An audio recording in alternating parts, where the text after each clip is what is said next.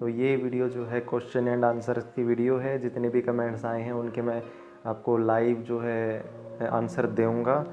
तो चलिए कुछ भी टाइम ख़राब किए बिना स्टार्ट करते हैं हमारी वीडियो। तो सबसे पहले देखते हैं कमेंट्स, जिन जिन के कमेंट्स आए हैं। तो मैंने एक बहुत 2-3 साल पहले वीडियो डाली थी जो कि वायरल हुई थी। तो उसमें मैंने ड्यूल कोर के ऊपर GTA 5 को रन करवाया है। तो उसमें एक पुष्पराज सिंह पनवार जी कहते हैं कि I have 8 GB DDR2 RAM, Intel core 2 quad Q6600 CPU, NVIDIA GeForce 9500 GT, 1 GB का ग्राफिक्स कार्ड है। तो जो हमारा GTA 5 हो रन होगा या नहीं, तो ये पूछ रहे हैं। तो इसका सीधा सीधा एक आंसर मैं आपको दे देता हूँ। जिसके भी कंप्यूटर में 1 GB आपकी वीडियो रैम है, और चाहे वो आपकी इंटेल HD ग्राफिक्स हो या फिर आपका ग्राफिक्स कार्ड में हो 1 GB रैम, तो आपके जो GTA 5 हो ईज़िली आपके कंप्यूटर में चल जाएगा। तो जितने भी कमेंट हैं उनके यही आंसर है मेरा। अब एक और क्वेश्चन है रितु राज आनंद का कि भाई ये पासवर्ड कैसे पता करूं। जो मैंने एक वीडियो बनाई थी जिसमें वाईफाई से कनेक्ट करके दिखाया था मैंने अपने फ़ोन को, जो LG का थिंक हमारा ड्यूल इन्वर्टर ऐसी है। तो उसमें वाईफाई, भाई ये पासवर्ड कैसे पता करूं ये पूछ रहे हैं। इसमें पासवर्ड पता नहीं क्या बोल रहे हैं, पर जो हमारा पासवर्ड होता है, जो वाईफाई होता है, मेन राउटर होता है, वही पासवर्ड आपको अपना टाइप करना होता है। तो वही उसी पासवर्ड से आपका कनेक्ट होगा। अब ये है पूजा M कुछ नाम करके है। ये कह रहे हैं कि I have same AC but model is leaking water inside the room, can you please show a video for AC model to unblock AC pipe and stop leakage. देखिए, जब भी पानी की जो लीकेज होती है, वो या तो आपका जो AC है वो लेवल नहीं हुआ है, बिल्कुल लेवल होना चाहिए AC, ताकि जो पानी है इकट्ठा होके इवेपोरेटर का जो पानी इकट्ठा हो जाता है ठंडक से, वो सारा बाहर निकलता रहे। और या फिर डस्ट इतनी हो जाती है कि वो डस्ट है वो पानी बाहर नहीं निकल पाता, और वो डस्ट के कारण आपका जो जितना भी पानी है वो AC में जमा होने लगता है। तो मेरी आपसे सजेशन यही है कि आप अपने AC की सर्विस करवाएं, उसकी जो क्लीनिंग करवाएं इंडोर यूनिट की। और यही कह सकता हूं मैं कि आप अपने AC की सर्विस कराएं, तो ये आपकी वाटर लीकिंग प्रॉब्लम आपकी सॉल्व हो जाएगी। रातल कुंडू नाम के शख्स कह रहे हैं कि फर्स्ट फ़ैन स्पीड को मैक्सिमम करके रखूं या फिर मिनिमम। फ़ैन को कैसे रखने में AC में प्रेशर कम पड़ता है। देखिए, फ़ैन का जो हमारे AC से कोई लेना देना नहीं है। फ़ैन क्या होता है कि जितनी आपकी जो हवा आएगी AC से, आपको जितना कंफर्टेबल फील हो, हवा आपको कम चाहिए तो आप कम कर सकते हैं, ज़्यादा चाहिए तो आप ज़्यादा हवा फ़ैन यूज़ कर सकते हैं। और हाँ, अगर आप ज़्यादा मतलब फ़ैन की स्पीड रखेंगे तो आपकी जो डस्ट है वो ज़्यादा आने लगेगी, और आपको जो अपना जो फ़िल्टर है वो टाइम टू टाइम साफ़ करना पड़ेगा। अगला कमेंट है जसकीरत सिंह का। सर मेरे पास LG का ड्यूल इन्वर्टर AC 1.5 टन का है। सेट टेम्परेचर होने पर कंप्रेसर ऑफ हो जाता है और फिर 3 मिनट के बाद रिस्टार्ट होता है। क्या AC में प्रॉब्लम है जो सभी ड्यूल इन्वर्टर में ऐसा काम करते हैं? तो मैं बता दूं कि सभी जो जितने ड्यूल इन्वर्टर हैं ऐसे ही काम करते हैं। एक डिग्री भी कम होता है, मान के चलिए आपने 25 डिग्री सेट किया है, तो जैसे ही आपका 25 डिग्री अचीव हो जाता है, जो हमारा इन्वर्टर है वो थोड़े टाइम के लिए बंद हो जाता है, और जैसे ही 26 होने लगता है टेम्परेचर, वो दोबारा स्टार्ट हो जाता है और अपनी जो स्पीड है वो धीरे कर लेता है। तो एक बार तो बंद होता है हमारा AC भी बंद होता है। तो इसमें कोई घबराने की बात नहीं है। जो AC है ड्यूल इन्वर्टर AC, वो एक बार हमारा बंद ज़रूर होता है, थोड़े टाइम के लिए, 1 मिनट के लिए, 2 मिनट के लिए मैक्सिमम, तो बंद हो जाता है कई बार। तो इसमें कोई ऐसी बात नहीं है कि हमारा AC ख़राब है। अगला कमेंट यही है कि मेरे पास ये प्रोसेसर है AMD का 2650, 6 GB रैम है, 2 GB ग्राफिक्स कार्ड है। तो हम लो सेटिंग में खेल सकते हैं या नहीं GTA 5?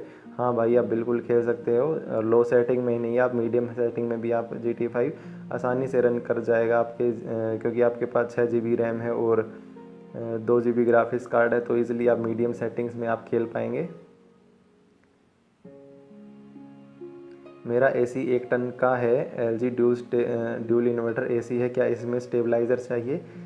देखिए, जितने भी हमारे कंपनी होती है एसी की, तो वो एक पर्टिकुलर रेंज के अंदर जो हमारे एसी की टेस्टिंग होती है वो रेंज लिखी होती है। कुछ एसीओ में रेंज रहती है वोल्टेज की, वो रहती है 160 से 220। अगर इस रेंज के बीच में आपकी वोल्टेज आती है घर की, तो आपका जो एसी है वो कोई दिक्कत नहीं होगी। लेकिन कई बार क्या होता है कि बिल्कुल ही डिम लाइट आ जाती है, 50-60 वोल्टेज आ जाती है, कई बार हमारी 300 वोल्ट भी आ सकती है पीछे से। तो उस टाइम जो हमारा एसी है उसको एडजस्ट नहीं कर पाएगा वोल्टेज को। तो मेरी यही सजेशन है कि आप वोल्टेज स्टेबलाइज़र यूज़ करें ताकि आपका जो एसी है वो सेफ़ रहे। और अगर वोल्टेज बिल्कुल कम आती है तो आपकी जो मदरबोर्ड होती है एसी की, वो भी जलने के चांस ज़्यादा रहते हैं। तो मेरी यही सजेशन है कि आप अपना वोल्टेज स्टेबलाइज़र यूज़ करें एसी में।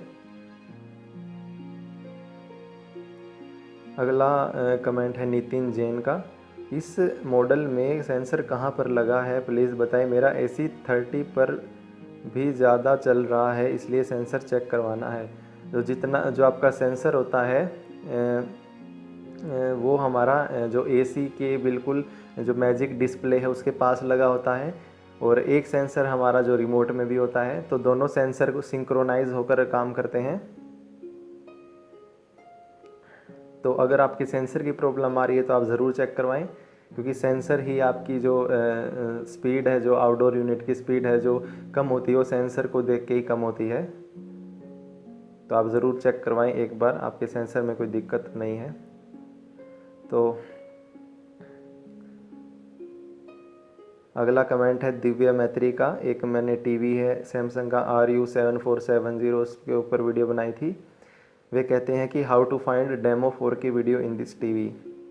तो मैं आपको बता दूं, इसमें कोई डेमो 4K वीडियो नहीं मिलती है आपको इनबिल्ट। आपको अलग से पेन ड्राइव लगानी पड़ेगी जिसमें 4K वीडियो हो, तब आप इसमें 4K वीडियो चला सकते हैं।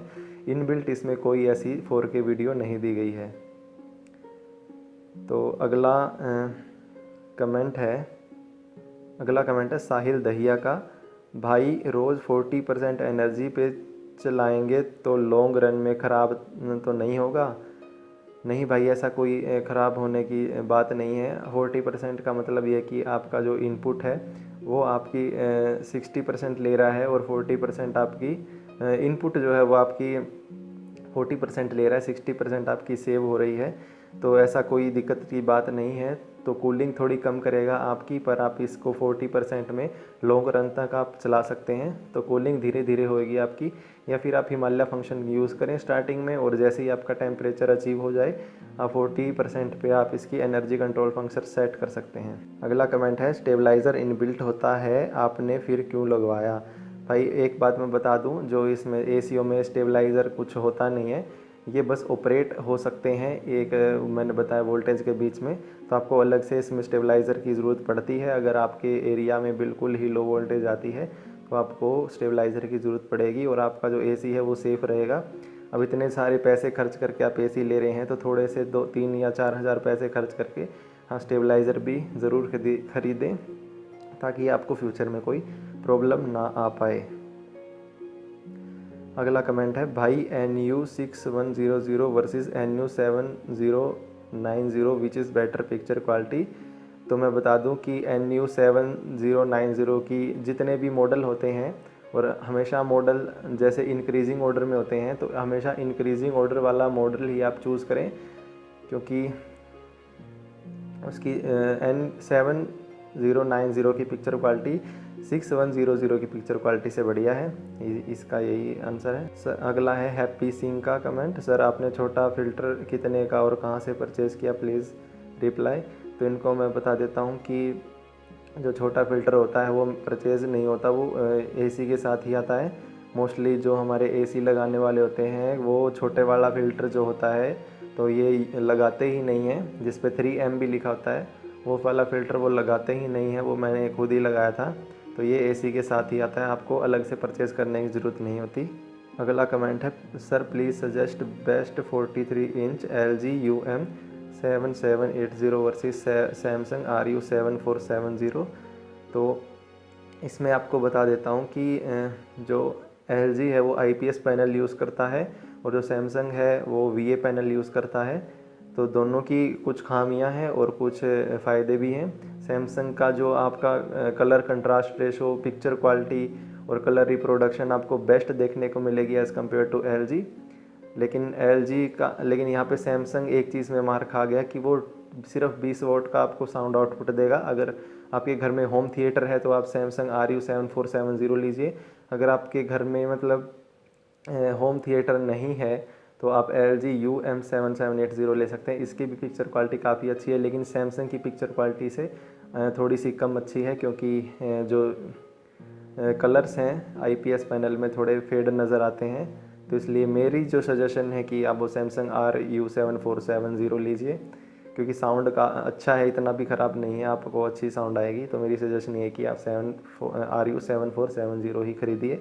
अगला कमेंट है, which one is better, RU7470 और TU7200।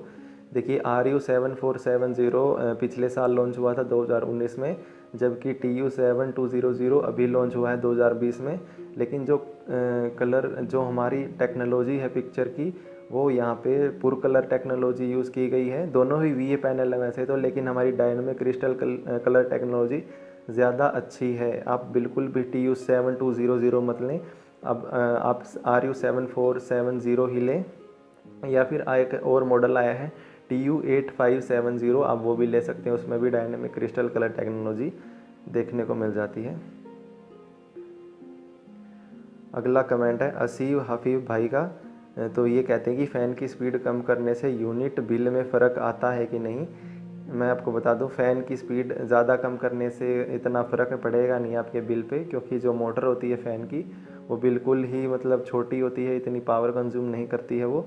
तो आप उसे हाई पे चलाएं, लो पे चलाएं, वो आपकी कंफर्ट के हिसाब से आप उसे सेट कर सकते हैं। बाकी इसका जो बिजली का खर्च है उससे कोई लेना देना नहीं है इसका आपसे।